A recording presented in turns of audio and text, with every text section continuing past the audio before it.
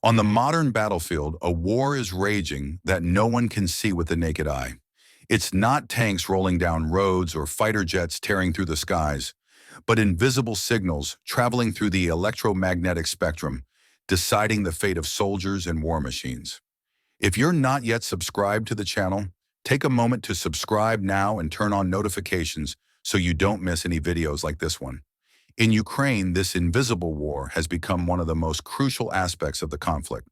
Whoever controls the radio waves dominates the battlefield. Those who fail to protect themselves are left blind and vulnerable. Today, we're going to explore how the battle in the electromagnetic spectrum is shaping the course of this war. With technological advancements, interference strategies, and the constant race to outmaneuver the enemy. For frontline fighters, electronic warfare is just as critical as air superiority. The lack of proper protection can be catastrophic.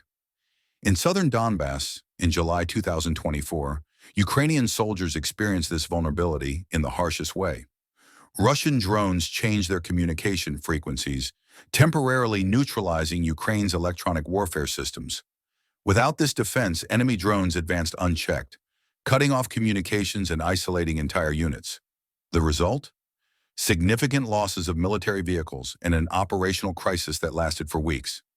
This episode highlights the dynamics of modern warfare, an endless race to exploit and close gaps in the signal spectrum. For many experts, this scenario is the electronic version of what's called maneuver warfare. Just as ground forces seek strategic positions on the terrain, military forces compete for invisible positions in the radio spectrum.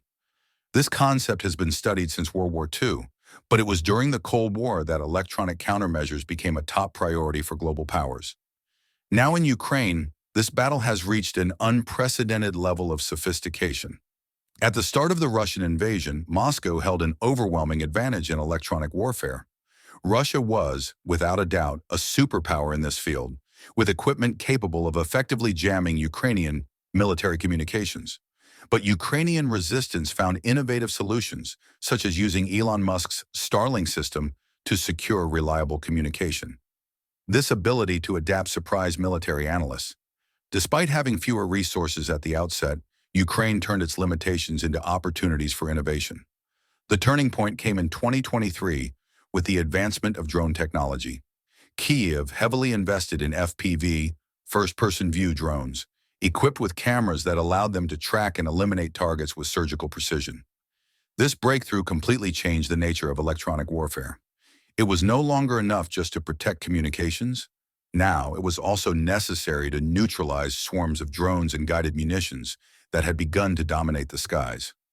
A major setback for the Russians came with the discovery of a critical vulnerability in their electronic warfare systems. Despite being powerful, these systems were large and difficult to protect, making them easy targets for Ukrainian drones. The solution? Pulling their systems back between 6 and 9 miles from the front line, drastically reducing their effectiveness and creating an opening that Ukraine quickly exploited. Local companies ramped up production of portable jamming systems, essential for trench defense, while decentralized production ensured that Russian attacks on industrial infrastructure had minimal impact. Battlefield electronic warfare has a fascinating aspect: its constant evolution. Every 2 or 3 months, a new shift can completely alter the balance of power. Both sides continuously switch between different frequencies, trying to avoid interference while keeping their operations active. Over the past year, the trend has been to migrate to lower frequencies, moving away from the traditional mobile phone spectrum to make signal detection more difficult. Military vehicles have also adapted, carrying multiple antennas to protect against various types of drones. However, operating a jammer, a signal blocker, isn't as simple as it might seem.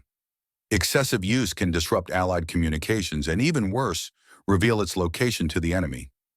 After all, a jammer must emit signals to do its job, meaning that if not used correctly, the enemy can detect it and, through signal triangulation, pinpoint its exact position.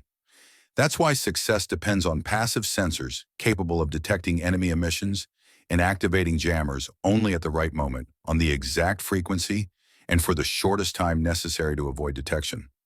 Additionally, triangulation systems and signal pattern analysis help operators identify weaknesses in enemy systems and strike with surgical precision. As electronic warfare becomes increasingly sophisticated, new systems are being tested in combat. Ukraine has been using satellite data from the American company I-360 to map enemy signals and optimize its response. On the ground, devices like spectrum analyzers help identify active frequencies and guide electronic attacks with greater accuracy. One promising innovation is the combination of sensors and software in advanced systems like Azimuth, capable of detecting enemy transmissions within a 15-mile radius, while the Mirage system generates precisely adjusted interference to neutralize those transmissions. This type of technology reduces the need to carry multiple jammers, making forces much more agile. But as Ukrainian soldiers dedicated to this mission emphasize, everything can change quickly. In an environment where the rules of engagement are rewritten every few months, the only certainty is that this technological arms race will remain a decisive factor in the conflict. The war in Ukraine gives us a glimpse into the future of armed conflicts. Beyond tanks and missiles, the battle for control of the electromagnetic spectrum will shape the future of modern warfare. If you enjoyed this video, subscribe to the channel. It's free and helps us continue bringing content like this. Don't forget to like and share. See you next time.